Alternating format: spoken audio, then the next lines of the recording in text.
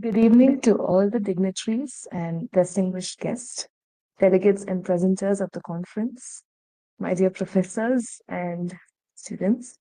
Thank you so much, Ilmane sir, for the introduction that you gave me. And sir, as you requested last time, I will not be opening with a quote this time.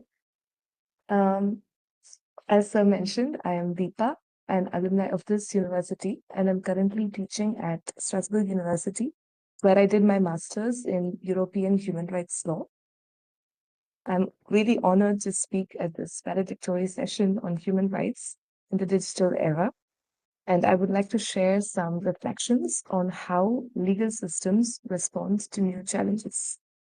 So, having studied human rights law both in India and in Europe, I have seen how legal principles can look similar on paper, but their impact varies greatly in practice. So, this difference is even more striking in the digital era when new technologies amplify both opportunities and risks for human rights. So, this digital regime, including social media platforms and artificial intelligence, does not create new human rights. Rather, it tests existing ones. Some of these challenges include, for instance, freedom of thought, which can be influenced by algorithmic bias, freedom of expression, which includes the spread of misinformation and hate speech, surveillance, privacy, and data protection concerns, algorithmic discrimination and the digital divide, the power and accountability of platforms. So, for example, during the COVID-19 pandemic, online platforms became the main source of news and misinformation spread rapidly. This created confusion and sometimes even tension, illustrating how digital technologies could amplify risks for fundamental rights. Another example is how algorithms decide what content we get to see online. For example, take social media. They may reinforce stereotypes about gender or ethnicity, or they may prioritize certain news stories over others. So these AI moderation systems sometimes block perfectly legal content simply because the system misinterprets it.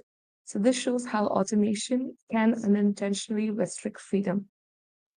These challenges are not theoretical. They affect daily life and human behavior in very real ways.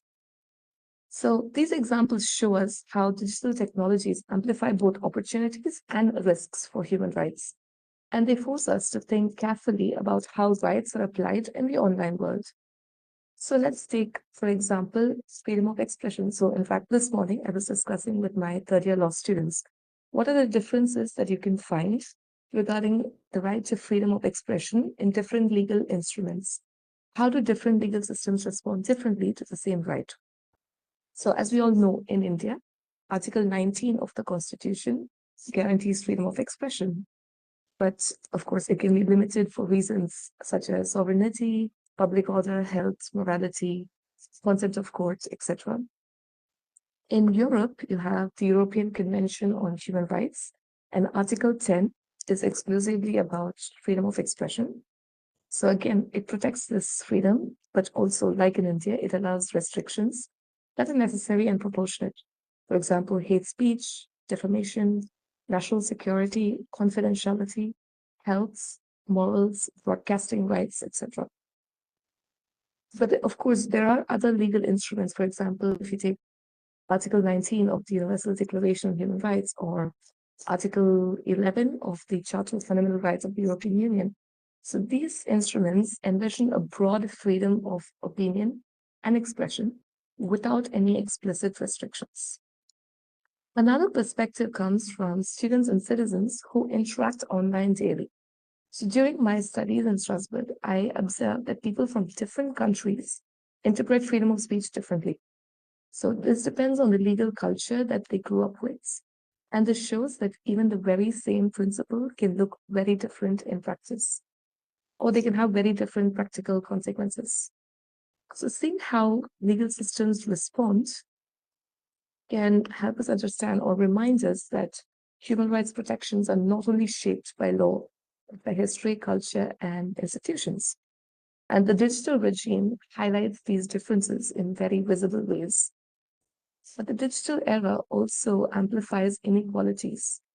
I mean, misinformation has always existed, but now due to social media, it's spreading faster. Algorithms often decide what users see without their control or consent, and this can reinforce existing biases. For example, take Instagram. So if you have an Instagram account, users have to manually turn off political content suggestions. So if not, the algorithm may continue to show content that reinforces pre-existing opinions or stereotypes. And this can disproportionately affect marginalized groups, such as immigrants, for instance. There's also the issue of surveillance and facial recognition software. So they raise additional concerns. Obviously, they threaten privacy and data protection. But studies have shown that these systems are often less accurate for people of color, and this can lead to misidentification or even wrongful arrest. And in addition to that, there is a digital divide. So rural students with limited internet access may only see a small slice of online content, whereas urban students are exposed to a wider variety. And algorithms may reinforce knowledge gaps or opportunities, thereby widening inequalities. So by all these examples, we can show that laws on paper are not enough. So human rights protection must consider practical impacts and inequalities to be truly effective. The digital regime has brought to the surface existing gaps in human rights legislation and enforcement. So rather than trying to undo the digital era or something or create entirely new rights, this situation should be leveraged to strengthen existing laws and also to ensure accountability. So by learning from the differences in legal systems, observing practical outcomes, and addressing inequalities, we could make human rights protection more robust and inclusive in this rapidly evolving digital landscape. Ultimately, this digital era challenges us to think critically, act responsibly, and ensure that fundamental rights are protected for everyone and everywhere. Thank you.